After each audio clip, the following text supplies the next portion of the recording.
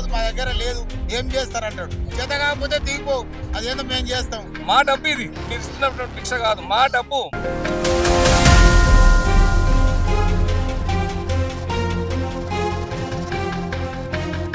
ప్రభుత్వం కేసీఆర్ను మేము అడగకుండా 3 సంవత్సరాలు పదవీ విరమణ వయసు పెంచడం జరిగింది.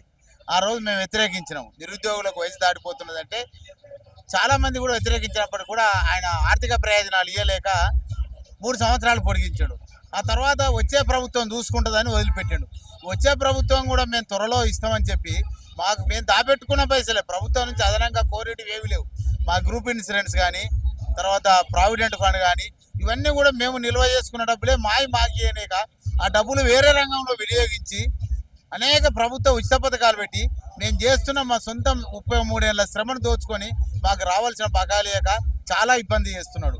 ఆ తదనంతరం అదేవిధంగా మాకు ఏ ఆర్థిక సంబంధించినవి కాకుండా హెల్త్ కార్డు, ఈ హెల్త్ కార్డు మేము క్యాష్లెస్, అంటే ఈ హెల్త్ కార్డు కూడా మాకు రాకపోవడం, తర్వాత అంత్యక్రియల ఖర్చు కూడా మనిషి చనిపోయిన తర్వాత ఆయన సంవత్సరం వర్ధంతి నాడు కూడా ఆయన డబ్బులు ముట్టకపోవడం, అంటే ఇంత ప్రభుత్వం ఇంత క్లిష్ట పరిస్థితిలో ఉండు. ముఖ్యమంత్రి గారు ఏమంటారంటే మాకు కోచినా కూడా 1 రూపాయి రాదు, మా దగ్గర లేదు, ఏం చేస్తారంటాడు. అది చాలా తప్పు. నేనేమంటే ఆదాయ మార్గాలు చూపెడతాం అన్నాడు. మేము ఆదాయ మార్గాలు చూపెడతాం అన్నాం.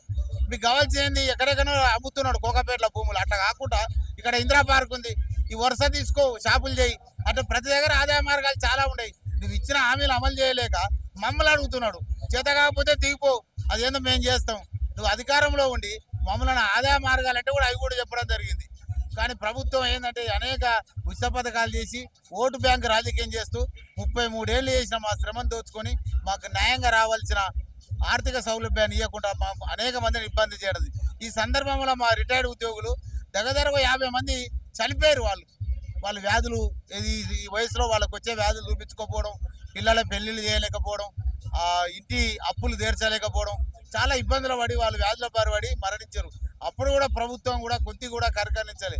మరి అదే వాళ్ళకు వచ్చేది ఉంటే మాత్రం ఎంబడే ప్రత్యేకంగా జీవోలు తీసి వాళ్ళు ప్రజాప్రతినిధులకు వచ్చే సౌలభ్యాలు ఎంబడే చేయడం జరుగుతుంది. కాబట్టి దీన్ని నెలకు ఒక 500 కోట్లు ఇస్తున్నాడు, అది కూడా అమలు కాలే. 700 6 నెలల ఎన్నడిచ్చేది తెలియదు. ఇప్పుడు కూడా ఈరోజు ఇంతకుముందుకు వచ్చిన వార్త మాకు తెలిసిందంటే 2027 ఇస్తాం. 27 ఎప్పుడు? డిసెంబర్. 27 అయినాక 28 అయినాక ఆయన దిగిపోతాడు. ఇక నేను ఇచ్చేది ఏం లేదు, మళ్ళీ కూడా చూసుకుంటారని ఈ విధంగా ప్రవర్తిస్తుంది. దానికి వ్యతిరేకంగానే ఆయనపై ప్రభుత్వంపై ఒత్తిడి తేవడానికే ఈరోజు భారతీయ జనతా పార్టీ వాళ్ళు ముందుకొచ్చి ప్రభుత్వంతో లాలూచి పడకుండా బేషరతుగా వాళ్ళు ఉద్యమం చేస్తున్నారు. మేమందరం కూడా పార్టీలకు అతీతంగా ఈ రోజు వచ్చి ఉద్యమానికి మద్దతు తెలుపుతున్నాం. ప్రభుత్వం మెడలు వంచి మేము అనుకున్నవి సాధిస్తామని ఆశిస్తున్నాం.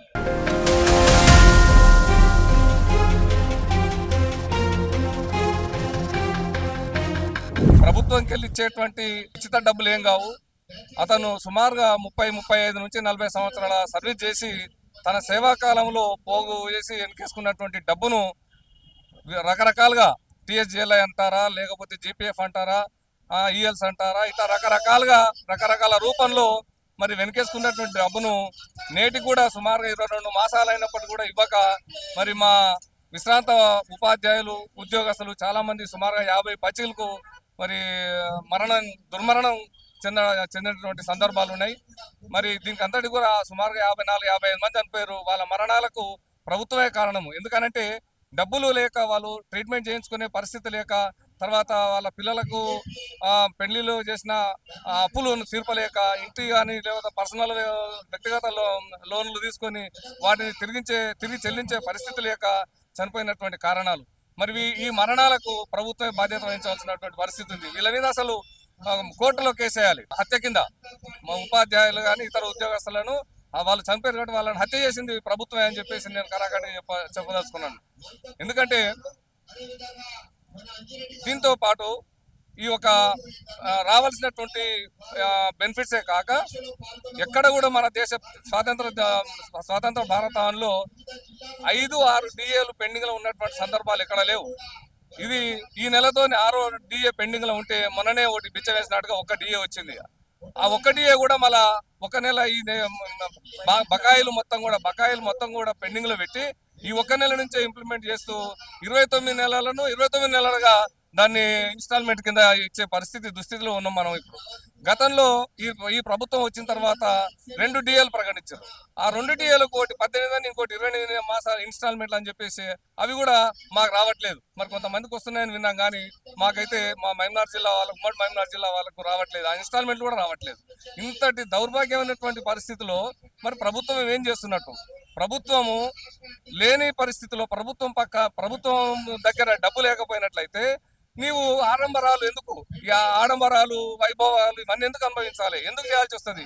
రకరకాలుగా ప్రజాధనాన్ని మా డబ్బును దాన్ని మళ్లించి వృధాగా ఖర్చు చేస్తున్నారు, ఆడంబరాలు అనుభవిస్తున్నారు. కానీ మమ్మల్ని సతాయిస్తూ మమ్మల్ని ఇబ్బంది పెడుతూ మమ్మల్ని నానా రకాలుగా హింసిస్తున్నారు. కోర్టులకు వెళ్ళాక కూడా కోర్టు ఇచ్చిన తీర్పులకు కూడా వీళ్ళు కట్టుబడి లేక మళ్ళా ఇవ్వకపోతే కంటెంట్ కూడా వేసినాం.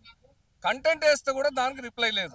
అంటే ఇంతటి దుస్థితిలో ఉన్నటువంటి ప్రభుత్వము మరి ఇప్పటికైనా కళ్ళు తెరిచి మీ కష్టాలు ఏమన్నా ఉంటే మీరు ఖర్చులు తగ్గించుకోండి, మీ మంత్రుల ఖర్చులు తగ్గించుకోండి, మీ వ్యవస్థలో ఉన్నటువంటి ఖర్చులు తగ్గించుకోండి. కానీ మా డబ్బు ఇది, మీరు మీరు మీరు మీరు ఇస్తున్నటువంటి భిక్ష కాదు, మా డబ్బు మేము దాచుకున్నట్టు కానీ ఇంట్రెస్ట్తో సహా మాకు చెల్లించాలని మేము ప్రభుత్వాన్ని డిమాండ్ చేస్తా ఉన్నాం. ఒకటండి, ఇవాళ మాకు మీరు ప్రభుత్వం తరఫున క్రాప్ లోన్లు అవి అని చెప్పేసి మా క్రాప్ లోన్లు ఇస్తున్నారు. ఒక్క రోజు లేట్ అయితే దానికి చక్రవడ్డీ రూపంలో అదనపు వడ్డీ వేసుకుంటున్నారు. మాకు ఇన్ని నెలలైంది, 22 మాసాలైంది మా డబ్బు మాకు ఇవ్వక. దీనికి ఇంట్రెస్ట్ కట్టించవలసినటువంటి బాధ్యత మీ పైన ఉన్నది. మీరు ఏదో ప్రభుత్వం రాకముందు రకరకాల వాగ్దానాలు ఇచ్చి రకరకాల గొప్పలు చెప్పుకొని ఇవాళ ప్రభుత్వాన్ని ఏర్పాటు చేసుకున్నారు. కాబట్టి మాకు ఇచ్చినటువంటి హామీలను మర్చిపోయి మీరు రాజవైభోగాలు అనుభవిస్తున్నారు. కాబట్టి దయచేసి ఏం లేదు, మిమ్మల్ని డిమాండ్ చేస్తా ఉన్నాం, మా డబ్బులు మాకు వీలైనంత త్వరగా ఇప్పించి ఇప్పటికైనా మా రిటైర్డ్ ఉద్యోగస్తుల యొక్క ప్రాణాలను కాపాడండి అని చెప్పేసి మేము ఈ రకంగా డిమాండ్ చేస్తా ఉన్నాం.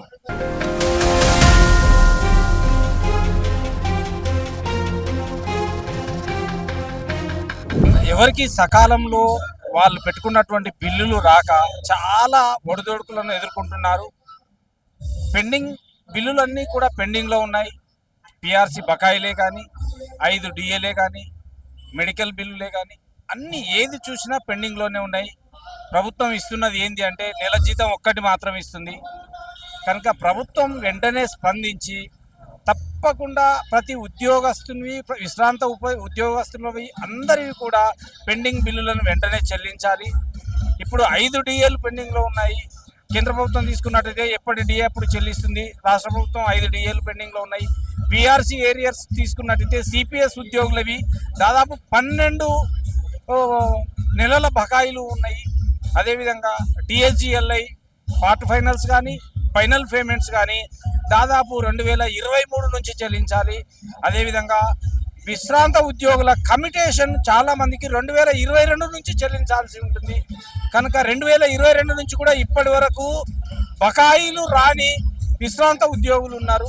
అదేవిధంగా సరెండర్ లీవ్ తీసుకున్నట్టయితే ఉద్యోగస్తులు తమ యొక్క అత్యవసరానికి ఉపయోగపడుతుంది అని చెప్పి వాళ్ళకు ఉన్నటువంటి లీవ్లను సరెండర్ చేసుకోవడం జరుగుతుంది.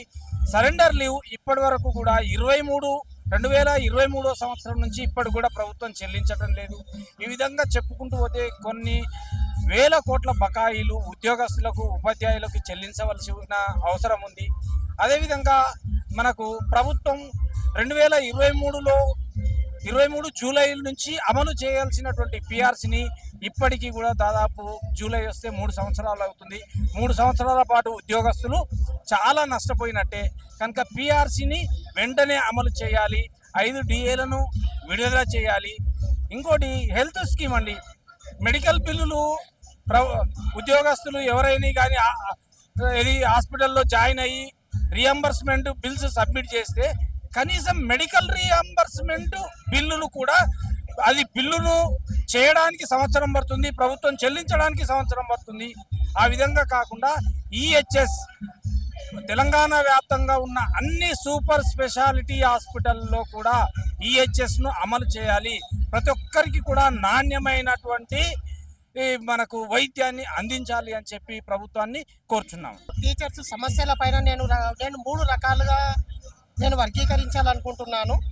ఇంతకుముందు ఉన్న గవర్నమెంట్ లోపల మేము కొన్ని సమస్యలు అపరిష్కృతంగా ఉన్నాయనే ఉద్దేశంతో మేము కొత్త గవర్నమెంట్ వచ్చిన తర్వాత వాళ్ళ యొక్క విద్యారంగం లోపల ఏ రకమైన మార్పులు వచ్చినా మేము చేయడానికి సిద్ధంగా ఉన్నాం. ఆ రకంగానే గౌరవ ముఖ్యమంత్రి గారు మా యొక్క విద్యారంగం మీ దగ్గరనే ఉంది కాబట్టి మేము మీకు వినమ్రంగా తెలియజేయనది ఒక్కసారి మా దగ్గర మీరు సానుభూతితో ఒక్కసారి మీరు పరిశీలించండి సార్. రిటైర్డ్ అయిన ఈ యొక్క ఉపాధ్యాయులను చూసినట్లుంటే వాళ్ళ కోసం మేము కళ్ళతో చూస్తున్నాము. మా భవిష్యత్తు కూడా రిటైర్మెంట్ అయితే ఏ రకంగా ఉంటుందని భయం అవుతుంది సార్. ఈ యొక్క ఉపాధ్యాయ రంగం లోపలికి మధ్యతరగతి కంటే కింది స్థాయిలో ఉన్న వాళ్ళు మాత్రమే ఈ యొక్క విద్యారంగం లోపలికి ఉపాధ్యాయులుగా చేరుతారు సార్. మేమందరం కూడా ఏ రకమైన ఉపాధి లేకుండానే కష్టపడి ఆ రోజు చదువుకొని ఒక ప్రభుత్వ ఉద్యోగిగా ఉంటే మాకు అయ్యో భవిష్యత్తు లోపల మాకు ఏ ఆధారం లేకపోయినా రిటైర్మెంట్ అయిన తర్వాత మాకు పెన్షన్ వస్తుంది, దానితోటి మా పిల్లలు లేదా మా యొక్క తదుపరి జీవితము ఆరోగ్యమైన సమస్య ఇవన్నీ చేసుకోవచ్చనే ఉద్దేశంతో మేము ఆ రోజు ఎంత గొప్పగా అంటే ఒక టీచర్గా ఉండడము లేకపోతే ఒక గవర్నమెంట్ ఉద్యోగిగా ఉండడం అనేది గర్వకారంగా ఉండేది సార్. ఇప్పుడు చూసినట్టుంటే మాకు చాలా భయం వేస్తుంది. రిటైర్డ్ ఉపాధ్యాయులు ఇప్పటి వరకు గణాంకాల ప్రకారం పెద్దవాళ్ళు చెప్తున్నారు సార్, పేపర్లో చూస్తే 41 మంది చనిపోవడం సార్. నేను ప్రత్యక్షంగా చూశాను సార్. కొండయ్య అనే ఒక ఉపాధ్యాయుడు చాలా దారుణంగా సార్, ఆయనకు రావాల్సిన బెనిఫిట్స్ రాక ఆరోగ్యానికి సరి అయిన డబ్బులు లేక అతడు ఆసుపత్రి లోపల అప్పుల పాలై చనిపోయాడు సార్. తర్వాత కొద్ది మాత్రమే వచ్చింది, అతనికి ఇప్పటికీ కూడా పెన్షన్ రాలేదు సార్. అదే రకంగా మేము ఎప్పుడైనా ఒకసారి ఏదైనా సరెండర్ అంటే అమ్మాయిల యొక్క పెళ్ళిళ్ళకి కానీ లేకపోతే ఏదైనా ఒకవేళ మెడికల్ ప్రాబ్లమ్స్ కానీ ఏదైనా ఇల్లు కట్టుకోవాలంటే మేము జీపీఎఫ్ మా సేవింగ్స్ సార్ అవి అందులోపల మేము పార్ట్ ఫైనల్ పెట్టుకుంటే సార్ అవి దిక్కుమొక్కు లేకుండా ఉన్నాయి సార్. దయచేసి సానుభూతితోటి పరిష్కరించండి. ఎందుకంటే గత 2023 సంవత్సరం నుంచి రావాల్సిన మాకు డిఏ బకాయిలు పెండింగ్లో ఉన్నాయి సార్. 5 రకాలైన డిఏలు ఇస్తే సార్ మాకు కొద్దిగా తోడ్పాటు ఇచ్చినట్టు ఉంటుంది. ఈరోజు తెలుసు ఆకాశం లోపలికి ధరలు పోతూ ఉన్నాయి. మేము మీకు చేయుతగా ఉంటాం సార్. విద్యారంగానికి సంబంధించిన ఏ విదేశం మేము సిద్ధంగా ఉన్నాం కాబట్టి మా యొక్క ఆర్థిక పరమైన సమస్యలు ఏవైతే ఉన్నాయో అవన్నీ పరిష్కరిస్తారని గౌరవ ముఖ్యమంత్రి గారికి కోరుచున్నాము. అదే రకంగా మెడికల్ రంగం లోపల సార్ మా దగ్గర ఏదైతే ఒక ఉపాధ్యాయుని యొక్క పే స్కేల్స్ని బట్టి వాళ్ళ లోపల ఇంత పర్సెంటేజ్ మినహాయింపుగా తీసుకోండి సార్. తీసుకొని ఒక మంచి మల్టీ స్పెషాలిటీ హాస్పిటల్స్ లేకపోతే అట్లాంటివి ఉంటే మా డబ్బు జమ చేసి మీరు కొద్దిగా సానుభూతితో దానికింత కాంట్రిబ్యూషన్ ఇచ్చి మాకు హెల్త్ కార్డ్స్ ఇచ్చినట్లుంటే మీరు చిరస్థాయిగా మా గుండెల్లో ఉండిపోతారు సార్. దయచేసి మా యొక్క టీచర్స్ మా యొక్క అభిప్రాయ పరిగణలోకి తీసుకొని చేస్తారని మేమందరం భావిస్తున్నాం సార్.